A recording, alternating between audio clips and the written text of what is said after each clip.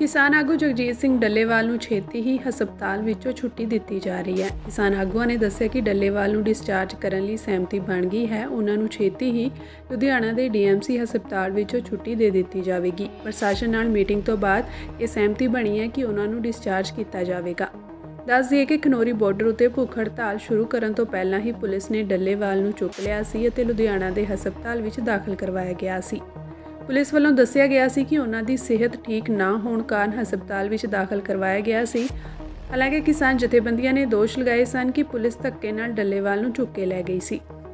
ਸੱਦਾ ਦਿੱਤਾ ਸੀ ਕਿ ਸਾਡੀਆਂ ਮੰਗਾਂ ਨਾ ਲਾਗੂ ਕਰਨ ਕਰਕੇ ਕੇਂਦਰ ਸਰਕਾਰ ਵੱਲੋਂ 21 ਫਰਵਰੀ ਤੋਂ ਬਾਅਦ ਜਦੋਂ ਦਾ ਸਾਡਾ ਸਿੱਧੂ ਮਾਈਕ ਥੱਲੇ ਕਰੋ ਜੀ ਸ਼ੁਭ ਕਰਨ ਸ਼ਹੀਦ ਹੋਇਆ D5 ਥੱਲੇ ਕਰੋ ਬ੍ਰਦਰ ਮੈਂ ਥੱਲੇ ਰੱਖੋ ਥੋੜੇ ਜਿਹੇ ਗੋਲੀ ਦੇ ਨਾਲ ਉਦੋਂ ਪਹਿਲਾਂ ਜਿਹੜੀਆਂ 18 ਤਰੀਕ ਤੱਕ 4 ਗੇੜ ਦੀਆਂ ਜਿਹੜੀਆਂ ਸਾਡੀਆਂ ਮੀਟਿੰਗਾਂ ਸਰਕਾਰ ਨਾਲ ਕੇਂਦਰ ਨਾਲ ਹੋਈਆਂ, ਉਦੋਂ ਬਾਅਦ ਕੋਈ ਜਿਹੜੀ ਮੀਟਿੰਗ ਹੈ ਕੇਂਦਰ ਸਰਕਾਰ ਵੱਲੋਂ ਕਿਸਾਨ ਇਸ਼ੂ ਮੰਗਾਂ ਤੇ ਨਹੀਂ ਹੋਈ। ਨਾਲ ਮੋਰਚੇ ਦੇ ਵਿੱਚ ਅਸੀਂ 200 ਦਿਨ ਵੀ ਮਨਾਇਆ, ਰੇਲਾਂ ਵੀ ਰੋਕੀਆਂ, ਰੋਡ ਵੀ ਰੋਕੇ, ਲੋਕਾਂ ਦਾ ਦੇਸ਼ ਪੱਧਰ ਤੇ ਭਾਰਤ ਲੈਵਲ ਤੇ ਇਸ ਮੋਰਚੇ ਨਾਲ ਜੁੜਨਾ। ਆਪਣਾ ਕੈਮਰਾ ਥੱਲੇ ਕਰਿਓ। ਸਵਾਲ ਹੁਣ ਆ ਗਿਆ ਡੱਲੇਵਾਲ ਸਾਹਿਬ ਥੋੜਾ ਥੱਲੇ ਕਰੋ ਕੈਮਰਾ ਤੁਹਾਡਾ ਕਿ ਡੱਲੇਵਾਲ ਸਾਹਿਬ ਜਿਹੜੇ ਮੇਨ ਬਹਾਨਾ ਇਹਨਾਂ ਦਾ ਕਿ ਉਹਦੀ ਸਿਹਤ ਖਰਾਬ ਸੀ, 100%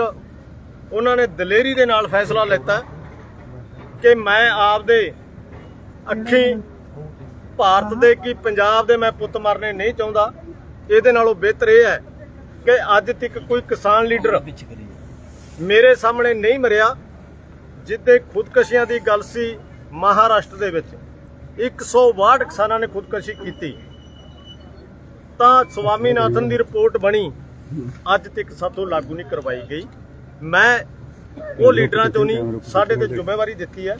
ਅਸੀਂ ਜਿਹੜੇ ਦੋਨੇ ਫੋਰਮਾਂ ਨੇ ਮੀਟਿੰਗ ਕੀਤੀ ਤਾਂ ਤੁਹਾਨੂੰ ਯਾਦ ਹੋਣਾ ਚੰਡੀਗੜ੍ਹ ਦੇ ਵਿੱਚ 2 ਅਸੀਂ ਪੀਸੀਆਂ ਕਰਕੇ ਆਏ ਆ, ਤਾਂ ਉੱਥੋਂ ਫੈਸਲਾ ਹੋਇਆ ਸਾਡਾ ਕਿ 26 ਤਰੀਕ ਨੂੰ ਡੱਲੇਵਾਲ ਸਾਹਿਬ ਖਨੌਰੀ ਬਾਰਡਰ ਤੋਂ ਮਰਵਰ ਤੇ ਬੈਠਣਗੇ।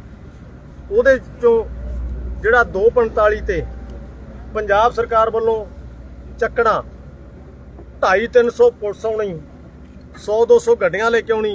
ਹੁਣ ਤਾਂ ਸਾਡੇ ਕੋਲੇ ਇੱਥੋਂ ਤੱਕ ਵੀ ਜਾਣਕਾਰੀ ਆ ਗਈ ਹੈ ਕਿ ਬਹੁਤ ਵੱਡਾ ਪਲਾਨ ਸੀ, ਪਾਤੜਾ ਤੇ 1750 ਮੁਲਾਜ਼ਮ ਸੀ ਸਾਡੇ ਮੁਤਾਬਕ।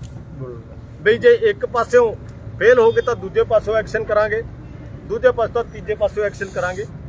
ਤਾਂ ਸਾਡੀ ਜਿਹੜੀ ਕੱਲ ਦੀ ਵੀ ਮੀਟਿੰਗ ਹੋਈ ਸੀ, ਅਗਲਾ ਪ੍ਰੋਗਰਾਮ ਵੀ ਦਿੱਤਾ ਹੋਇਆ, ਉਹ ਸਾਰਾ ਸਾਡਾ ਸਟੈਂਡ ਕਰਦਾ। ਜਿੰਨਾ ਚਿਰ ਡੱਲੇਵਾਲ ਸਾਹਿਬ ਸਾਡੇ ਇਕੱਠ ਦੇ ਵਿੱਚ ਨਹੀਂ ਆਉਂਦੇ, ਅਸੀਂ ਹੁਣ ਇਹਨਾਂ ਦੇ ਵਿਸ਼ਵਾਸ ਤੇ ਕਿ ਗੱਲਬਾਤ ਹੋ ਚੁੱਕੀ ਹੈ, ਅਸੀਂ ਦੋਨੇ ਫੋਰਮਾਂ ਦੇ ਆਗੂ ਅਸੀਂ ਚੱਲੇ ਆ ਲੁਧਿਆਣਿਓਂ ਡੱਲੇਵਾਲ ਸਾਹਿਬ ਨੂੰ ਲੈ ਕੇ। ਬਾਕੀ ਸਾਰੀ ਤਸਵੀਰ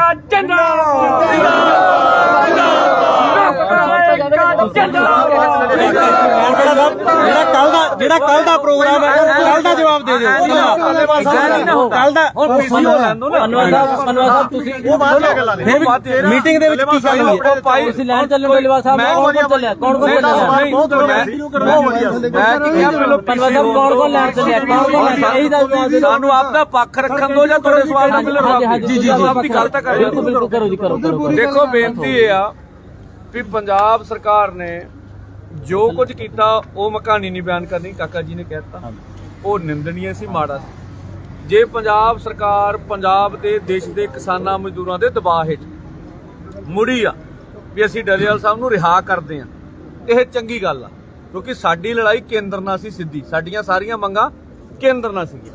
ਸਾਨੂੰ ਫਿਰ ਪੰਜਾਬ ਵਾਲੇ ਪਾਸੇ ਮੁੜਨਾ ਪੈਣਾ ਸੀ। ਇਹ 'ਚ ਪੰਜਾਬ ਦਾ ਫਾਇਦਾ ਨਹੀਂ ਸੀ ਹੈਗਾ, ਕਿਉਂਕਿ ਕੇਂਦਰ ਨਾਲ ਲੜ ਰਹੇ ਵੱਡੀ ਧਿਰ ਹੈਗੀ ਆ ਪੰਜਾਬ ਸਰਕਾਰ। ਜਿਹੜਾ ਅਸੀਂ ਮੋਰਚੇ ਵੱਲੋਂ ਦੋਵਾਂ ਫੋਰਮਾਂ ਨੇ ਐਲਾਨ ਕੀਤਾ ਸੀ ਕੱਲ ਮੁੱਖ ਮੰਤਰੀ ਸਾਹਿਬ ਦੇ ਘਰ ਦਾ ਘਰਾਓ ਦਾ, ਔਰ ਇਹ ਤੋਂ ਕਾ ਜੋ ਉਹਨਾਂ ਨੇ ਸਰਕਾਰ ਹਮੇਸ਼ਾ ਦੇਖਦੀ ਹੁੰਦੀ ਪੰਜਾਬ ਦੇ ਵਿੱਚ ਕੀ ਇਹਦਾ ਪੱਖ ਹੈ। ਜੇ ਉਹਨਾਂ ਨੂੰ ਲੱਗਿਆ ਵੀ ਸਾਡਾ ਪੱਖ ਠੀਕ ਨਹੀਂ ਹੈ, ਲੋਕਾਂ 'ਚ ਰੋਸ ਗਿਆ, ਉਹਨਾਂ ਨੂੰ ਨੁਕਸਾਨ ਲੱਗਾ, ਉਹ ਮੁੜੇ, ਇਹ ਚੰਗੀ ਗੱਲ ਆ।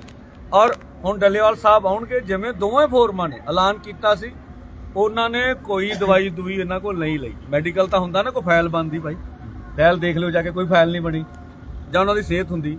ਤਾਂ ਇਸ ਕਰਕੇ ਮੈਨੂੰ ਲੱਗਦਾ ਵੀ ਇਹ ਪੰਜਾਬ ਦੇ ਜੇ ਡੱਲੇਵਾਲ ਸਾਹਿਬ ਆਉਂਦੇ ਨੇ, ਇਹ ਲੋਕਾਂ ਦੇ ਦਬਾਅ ਦਾ ਨਤੀਜਾ ਹੋਊਗਾ। ਦੋਵੇਂ ਫੋਰਮ ਆਪਣੇ ਐਲਾਨਾਂ ਤੇ ਕਾਇਮ ਆ। ਇਹਨਾਂ ਦੇ 10 ਦਿਨ 4 ਦਿਨ ਲੰਘ ਗਿਆ, ਇਹਦੋਂ 6 ਦਿਨਾਂ ਬਾਅਦ ਉਧਰੋਂ ਵੀ 6 ਤਰੀਕ ਨੂੰ ਦਿੱਲੀ ਨੂੰ ਕੂਚ ਕਰਨਾ ਵਾ। ਔਰ ਕੁੱਲ ਮਿਲਾ ਕੇ ਜਿਹੜੀ ਅੱਜ ਉਹਨਾਂ ਨੇ ਅਨਾਉਂਸਮੈਂਟ ਕੀਤੀ ਆ, ਇਹ ਪੰਜਾਬ ਦੇ ਲੋਕਾਂ ਦੇ ਦਬਾਅ ਦਾ ਤੁਹਾਡੀ ਗੱਲ ਹੋਈ ਢਿੱਲੋਂ ਸਾਹਿਬ ਨਾਲ ਹੁਣ? ਨਹੀਂ, ਦੇਖੋ ਮੈਂ ਪੂਰੀ ਹੁਣ ਸਾਡੀਆਂ 2 ਜਾਂ 3 ਗੱਡੀਆਂ ਸਪਸ਼ਟ ਕਹਿੰਦੇ ਤੁਸੀਂ, ਅਸੀਂ ਜਾਵਾਂਗੇ, ਮੈਂ ਵੀ ਜਾਊਂਗਾ, ਹੋਰ ਲੀਡਰਸ਼ਿਪ ਜਾਊਗੀ, ਉਹਨਾਂ ਨੂੰ ਲੈ ਕੇ ਆਵਾਂਗੇ। ਠੀਕ ਹੈ ਜੀ। ਜਦੋਂ ਡੱਲੇਵਾਲ ਸਾਹਿਬ ਇਸ ਮੋਰਚੇ 'ਚ ਆ ਗਏ, ਫਿਰ ਜਿਹੜਾ ਅਸੀਂ ਘਰਾਓ ਦਾ ਐਲਾਨ ਕੀਤਾ ਉਹਦੇ ਬਾਰੇ ਵਿਚਾਰ ਕਰਾਂਗੇ। ਦੋਨੇ ਫਰੰਟਾਂ ਦੇ ਆਗੂ ਲੈਣ ਚੱਲੇ ਹੋ? ਕੌਣ ਲੈਣ ਚੱਲੇ? ਮੈਨੂੰ ਲੱਗਦਾ 5-4 ਘੰਟੇ ਤਾਂ ਲੱਗ ਜਾਣਗੇ।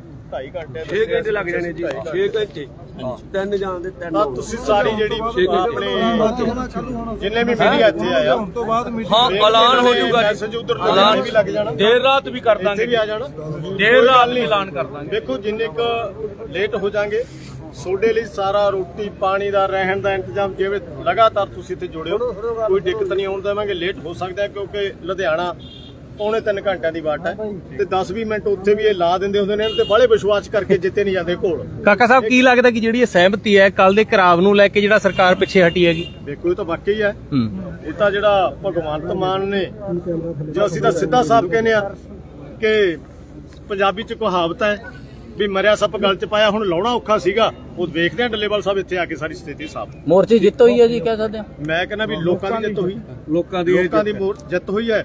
ਅਗਲਾ ਇੱਕ ਪੜਾ ਜਿਹੜਾ ਸੀ ਮਿਥਿਆ ਸੀ, ਜੋ ਮੋਰਚੇ 'ਚ ਜਾਣ ਪਈ ਹੈ, ਤੇ ਉਹ ਸਾਰਾ ਕੁਝ ਅਸੀਂ ਤਾਂ ਇਹ ਕਹਾਂਗੇ ਜਿਹੜਾ ਕੱਲ ਦਾ ਐਲਾਨ ਕੀਤਾ ਤੁਹਾਡੇ ਸਾਹਮਣੇ ਹੀ ਆਪਾਂ ਪੀਸੀ ਦੇ ਵਿੱਚ ਕਿ 1 ਤਰੀਕ ਵਾਲਾ, ਉਹ ਸਾਡਾ ਹਜੇ ਸਟੈਂਡ ਕਰਦਾ ਹੈ, ਕਿਉਂਕਿ ਕੋਈ ਪਤਾ ਨਹੀਂ ਇਹਨਾਂ ਦਾ।